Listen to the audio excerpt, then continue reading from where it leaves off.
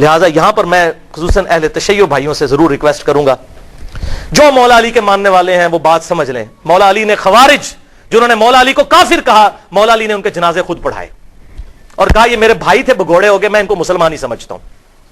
اپنے ہاتھوں سے دفن کیا، ان کی عورتوں کو لونڈیاں نہیں بنایا.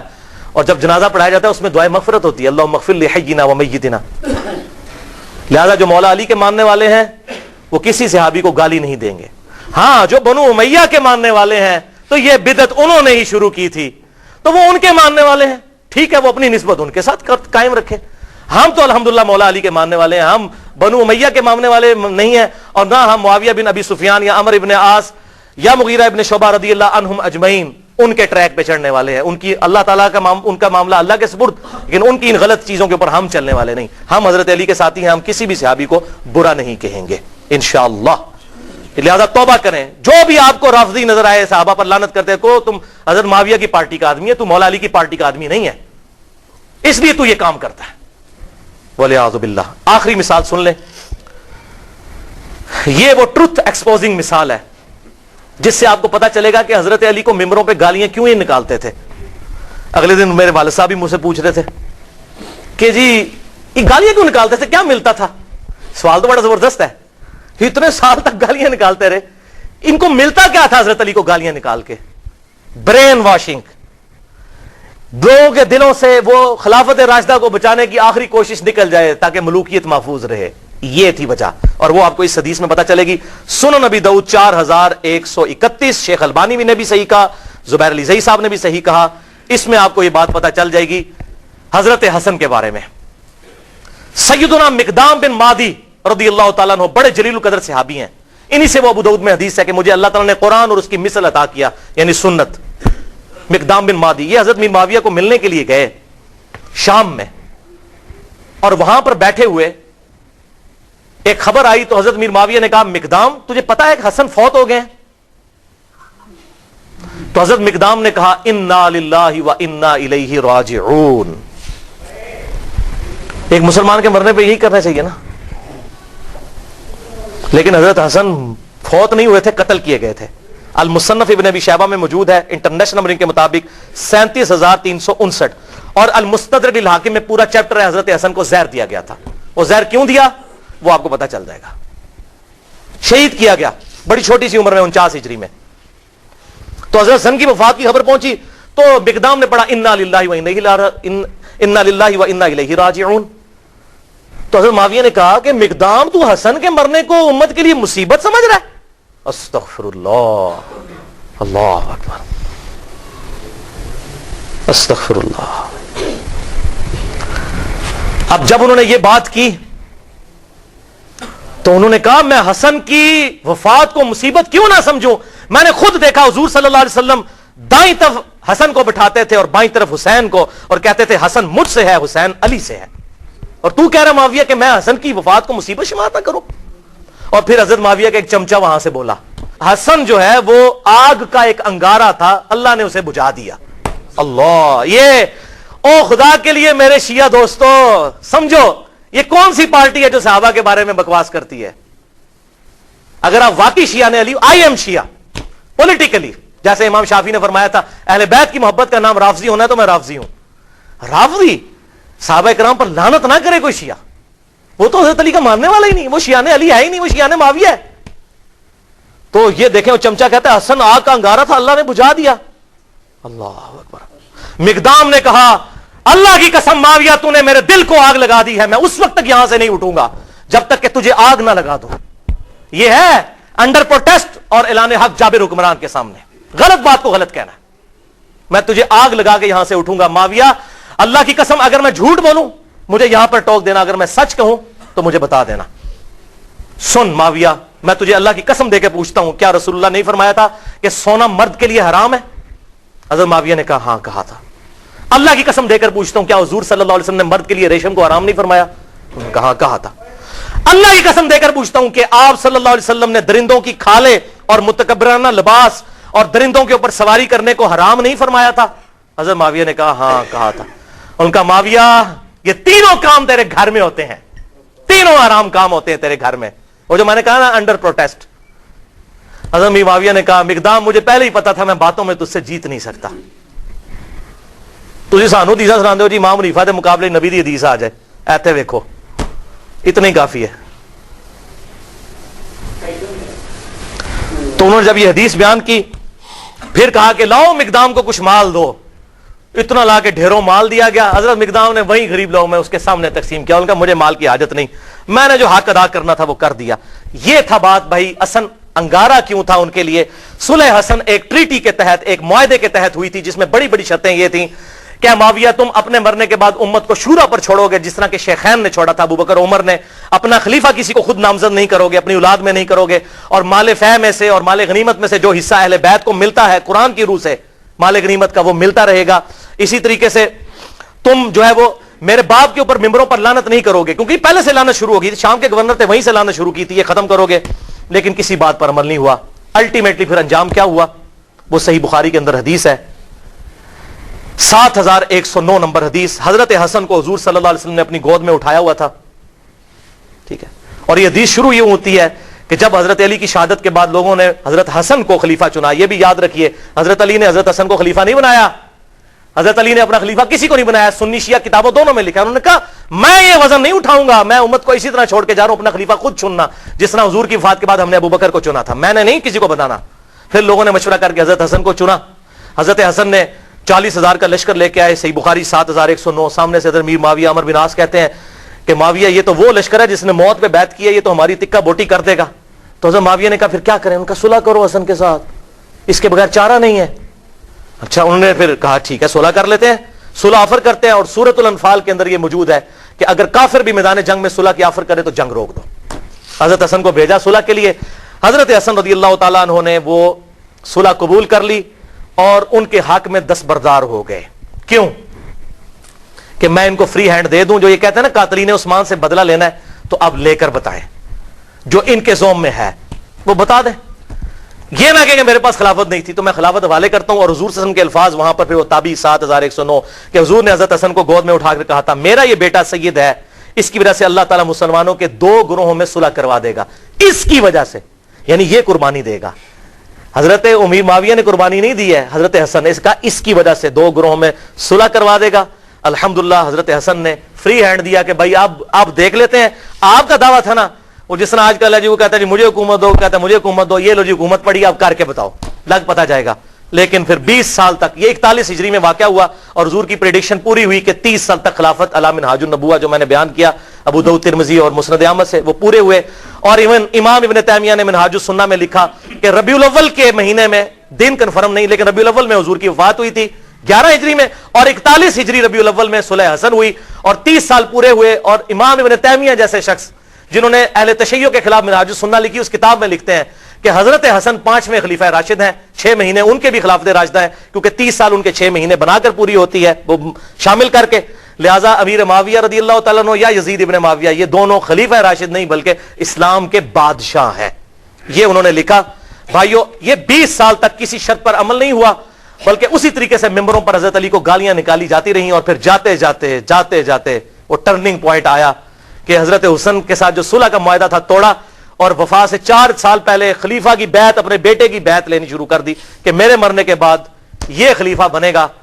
اب مولا حسین میدان میں اترتے ہیں, لیکن مغرب کی نماز کے بعد انشاءاللہ تعالی. بھائیو ابھی تک تقریباً ہماری 1.5 گھنٹے کی گفتگو ہو چکی ہے, اور اب انشاءاللہ یہ 25-30 منٹ میں ہماری گفتگو کنکلوڈ ہو جائے گی. آخری سچویشن ہم ڈسکس کریں گے.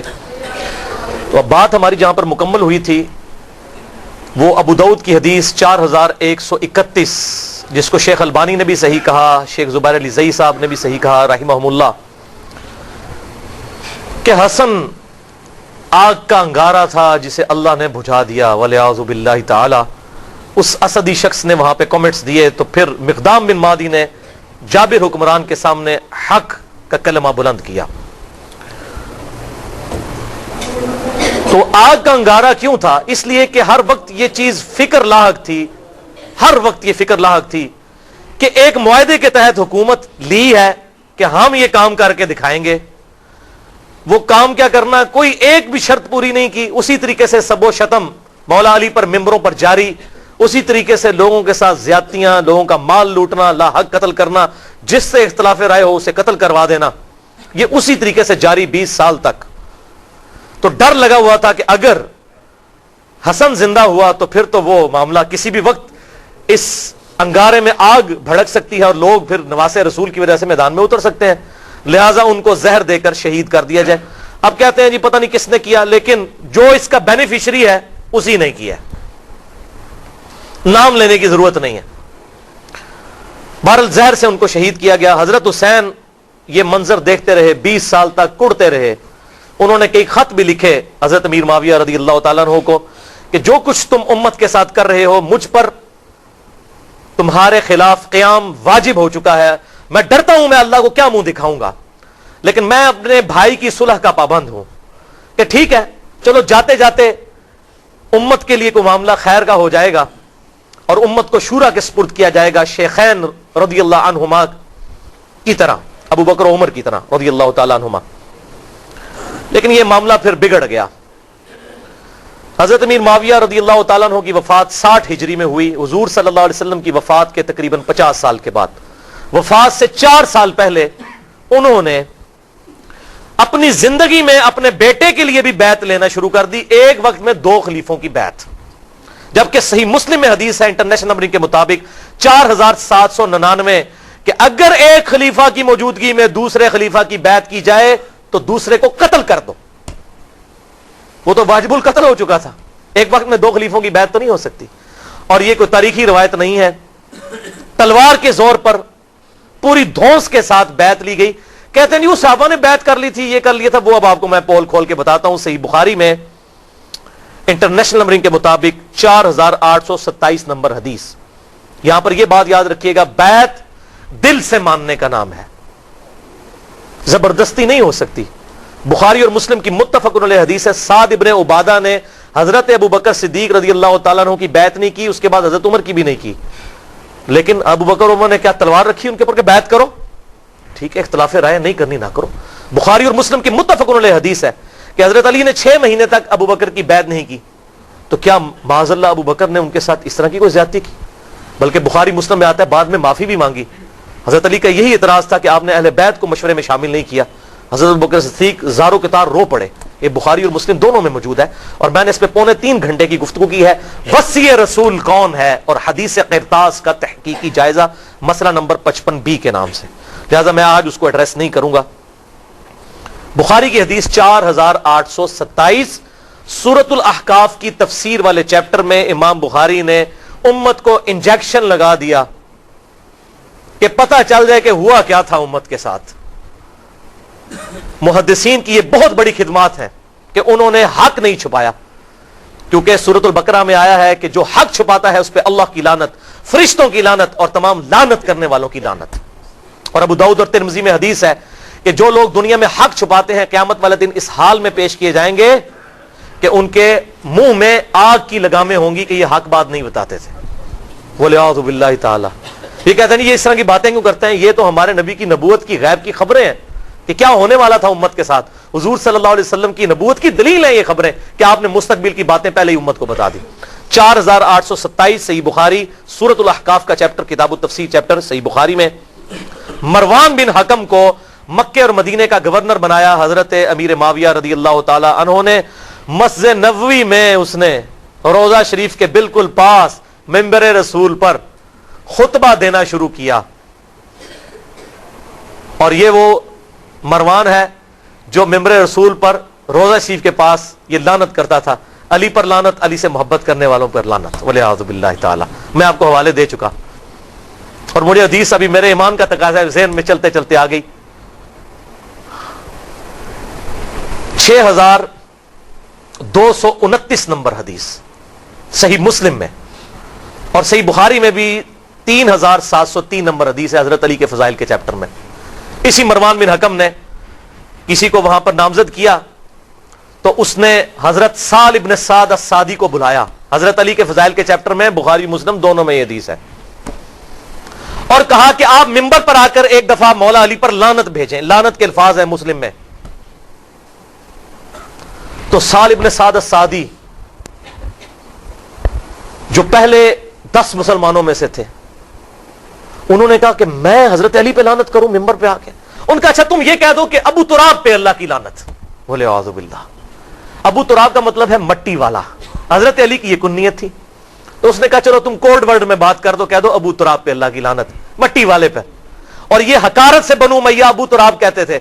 हजरत साल इब्न साद ने कह का मारा, उन्होंने कहा वाह वाह, ओए मौला अली तो अबू तुराब नाम से इतना खुश होते थे, किसी और नाम से इतना खुश नहीं होते थे, और तुम कह रहे हो कि अबू तुराब पे अल्लाह की लानत।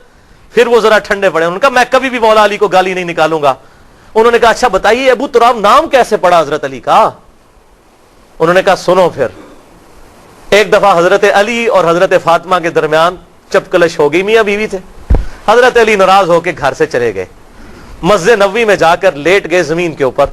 हुजूर सल्लल्लाहु अलैहि वसल्लम आए और कहा फातिमा किधर है अली? उनका या रसूलुल्लाह नाराज होकर चले गए।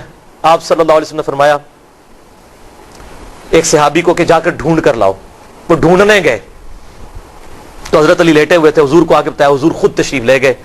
हुजूर सल्लल्लाहु अलैहि वसल्लम ने हजरत अली को उठाया, अपने मुबारक हाथों से जिस्म से मट्टी साफ की और कहा उठ अबू तुराब, उठ अबू तुराब, ए मट्टी में लिपटने वाले उठ। उस दिन से हजरत अली अपने आप को अबू तुराब कहते थे, हालांकि आपकी कुनियत अबुल हसन थी। साहब आपको अबुल हसन कहते थे, वो कहते मुझे अबू तुराब को। जैसे हजरत अबू हुरैरा को बिल्लियों वाला अबू हुरैरा, नाम तो उनका अब्दुर रहमान था, वो बिल्लियों के बच्चों के साथ खेलते थे, अपने वो कुर्ते की आस्तीन में डालते थे। हुजूर ने कह दिया अबू हुरैरा नाम मशहूर हो गया, तो इस तरीके से अबू तुराब उनका नाम पड़ गया। उन्होंने कहा मौला अली तो इस नाम से खुश होते थे और आज तुम मुझे कहते हो कि मैं उन पर लानत करूं। बोले औज़ु बिल्लाहि ताला। बहरहाल यही मरवान बिन हकम, इसको हजरत मीर मुआविया ने गवर्नर बना दिया था। इसी खबीस की वजह से हजरत उस्मान भी शहीद हुए। इसी ने वो जाली मोहर लगाई थी जिसकी वजह से एक हजरत उस्मान के खिलाफ जो है वो तहरीक बर्पा हो गई। इसको गवर्नर लगाया। सही बुखारी 4827। इसने खुतबा पढ़ा मस्जिद नबवी में और कहा कि यजीद बिन माविया बड़ा अच्छा आदमी है, यजीद बिन माविया बड़ा अच्छा आदमी। लोग कह रहे ये कौन सा खुतबा हो रहा है कि यजीद बिन माविया बड़ा अच्छा आदमी है। और फिर उसने कहा कि अल्लाह ताला ने अमीरुल मोमिनीन हजरत माविया बिन अबी सुफियान रज़ियल्लाहु ताला अन्हु को एक बड़ी अच्छी बात सुझाई है। वो उम्मत के वसीतर मफाद में चाहते हैं कि अपने बेटे को अपने बाद खलीफा नामजद कर दें। इधर हमारे हुक्मरान भी कहते हैं ना उम्मत के वसीतर मफाद में, पाकिस्तान के वसीतर मफाद में। अच्छा, वहां पर हजरत अबू बकर का बेटा खड़ा हुआ, अब्दुर रहमान बिन अबी बकर, हजरत आयशा का भाई। और इमाम बुखारी ने नकल नहीं किया कि उसने क्या कहा, बालो उन्होंने कोई चौबे वाली गल की थी। ओ मैं गल दसना केड़ी है। उसने एक बात की, उन्होंने सहाबी थे वो, और मरवान तड़प उठा। उसने कहा पकड़ो इस अबू बकर के बेटे को। ऐसी की तैसी ये लोग हुक्मरानों के खिलाफ बोलते हैं, कलमा हक बुलंद करते हैं। हजरत अब्दुर्रहमान बिन अबी बकर जो है भाग के हजरत आयशा के हुजरे में चले गए। हजरत आयशा उसी मस्जिद नबवी के साथ हुजरा था हुजूर सल्लल्लाहु अलैहि वसल्लम की कब्र मुबारक के पास, वहां जाकर पनाह ली। तो मरवान फिर भी उसका गुस्सा नहीं ठंडा हुआ। बाहर से हजरत अबू बकर की औलाद के बारे में उसने अल्फाज इस्तेमाल किए। तू अब्दुर्रहमान बिन अबी बकर वही है ना जिसके बारे में कुरान में सूरतुल अहकाफ में आयत नाजिल हुई है कि ये काफिर कहता है अपने माँ बाप को कि तुम मुझे कहते हो कि मरने के बाद मट्टी से दोबारा जिंदा किया जाऊंगा, ये झूठे वादे तुम मुझे देते हो। अबू बकर के बेटे के तेरे बारे में आया था, तू है वो काफिर। बोले औज़ु बिल्लाह। हजरत आयशा से ना रहा गया, उन्होंने कहा उसकुत, खामोश हो जा। आले अबी बकर के बारे में कुरान में कोई आयत नाजिल नहीं हुई सवाए मेरी शान में जो अल्लाह ने सूरह नूर में ऐलान बरात किया था, मुझ पर तोहमत लगी थी। तू आज आले अबी बकर के बारे में ये बात करता है। ये तो थी बुखारी में। अब इसकी हदीस का तुर्क अल मुस्तदरक लिल हाकिम में 8483, सुनन निसाई अल कुबरा में 11491 और तफसीर इब्ने कसीर में इसी जगह पर इमाम इब्ने कसीर ये सारे तुर्क लेकर आए। और फतुल बारी में सही बुखारी 4827 की शरह जो फतुल बारी इब्ने हजर अस्कलानी ने लिखी, उन्होंने ये सारे तुर्क नकल किए कि वो कहा क्या था। जब उसने कहा ना अल्लाह ताला ने अमीरुल मोमिनीन को यह बात सुझाई है कि वो उम्मत के वसीतर मुफाद में अपनी औलाद को खलीफा बनाना चाहते हैं, तो साथ उसने कहा जैसा कि अबू बकर ने भी तो उमर को खलीफा बनाया था। तको जरा, किधर अबू बकर, हजरत उमर कोई हजरत अबू बकर के बेटे थे? हजरत अबू बकर के तो दो बेटे जवान थे, मोहम्मद बिन अबी बकर, अब्दुर्रहमान बिन अबी बकर। तो अब्दुर्रहमान बिन अबी बकर वहीं बैठे थे। उन्होंने कहा और तू सीधी तरह क्यों नहीं कहता तेरा अमीरुल मोमिनीन मुआविया बिन अबी सुफियान कैसरो कसरा की सुन्नत को जिंदा करना चाहता है, अबू बकर और उमर की सुन्नत नहीं। अबू बकर और उमर ने अपनी औलाद को नहीं नवाजा और तेरा अमीरुल मोमिनीन अपनी औलाद को नवाजना चाहता है। ابو بکر کا بیٹا تھا, جینز ابو بکر کے تھے. جوش میں انہوں نے جب یہ کلاس لی, پھر انہوں نے کہا پڑھو انہوں, بول رہا ہے اے گل ہوئی سی. پھر وہ چھپ گئے, اور یہاں پر حضرت عائشہ نے پھر اس کو چپ کروایا مروان کو, اور ساتھ ایک بات کہی جو اس حدیث میں موجود ہے, اور کہا مروان تو ابو بکر کی اولاد کے بارے میں بکواس کرتا ہے, تیرے باپ کے بارے میں حضور صلی اللہ علیہ وسلم نے فرمایا تھا حکم پر لعنت, حکم کی اولاد پر لعنت, تو اسی حکم کا بیٹا ہے مروان بن حکم, تو اپنے باپ کی پشت میں تھا جب اللہ کے نبی تجھ پر لعنت کر کے گئے تھے. یہ حضور کی غیبی خبریں الحمدللہ. اور ایک اور غیبی خبر سنیں, مسند ابی یعلا میں انٹرنیشنل نمبر کے مطابق 6461, جسے شیخ البانی بھی صحیح کہتے ہیں, شیخ زبیر علی زئی صاحب بھی ٹھیک کہتے ہیں, کہ سیدنا ابو ہریرہ کہتے ہیں کہ آپ صلی اللہ علیہ وسلم نے ایک خواب دیکھا کہ آپ کے منبر پر بنو حکم, یہی مروان بن حکم اور اس کی اولاد, اچھل کود رہے ہیں. تو حضور بڑے غصے کی حالت میں گھر سے باہر نکلے, اور آپ نے کہا کہ میں نے بنو حکم کی اولاد کو اپنے ممبروں پر بندروں کی طرح اچھلتے ہوئے دیکھا ہے, یعنی میرے بعد یہ میرے ممبروں پر آ کر بیٹھیں گے.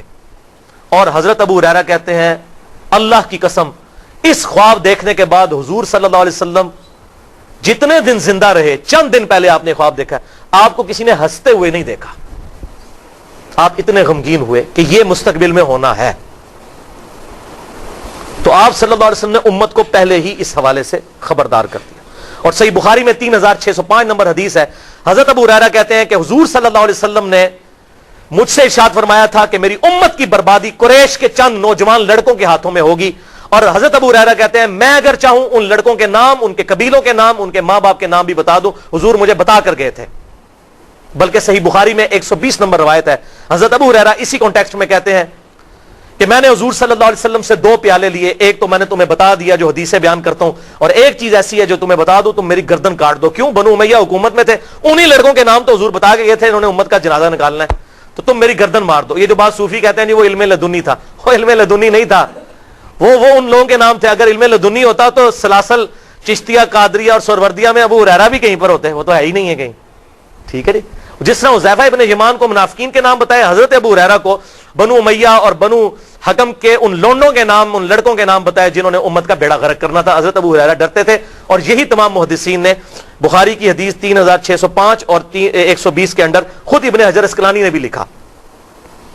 اور علم لدنی پہ میرا لیکچر ہے 55A, اگر کسی کو شوق ہو تو وہ دیکھ سکتا ہے. تو ابن حجر اسقلانی نے پھر کئی طرق جمع کیے کہ حضرت ابو ہریرہ پھر دعا کرتے تھے اے اللہ مجھے 60 ہجری تک باقی نہ رکھنا, اور نوجوان لڑکوں کی حکومت سے پہلے پہلے موت دے دینا. 60 ہجری میں حضرت میر معاویہ فوت ہوئے اور یزید تخت نشین ہوا, اور 61 ہجری میں ایگزیکٹ 50 سال کے بعد حضور صلی اللہ علیہ وسلم کے دنیا سے جانے کے واقعہ کربلا ہو گیا. حضرت ابو ہریرہ کہتے تھے یا اللہ مجھے موت دے دینا. 59 ہجری میں حضرت ابو ہریرہ فوت ہوئے, انہوں نے وہ 60 ہجری والا زمانہ نہیں پایا. یہ سارے طرق ابن حجر اسقلانی نے نقل کیے انہی حدیث کے تحت.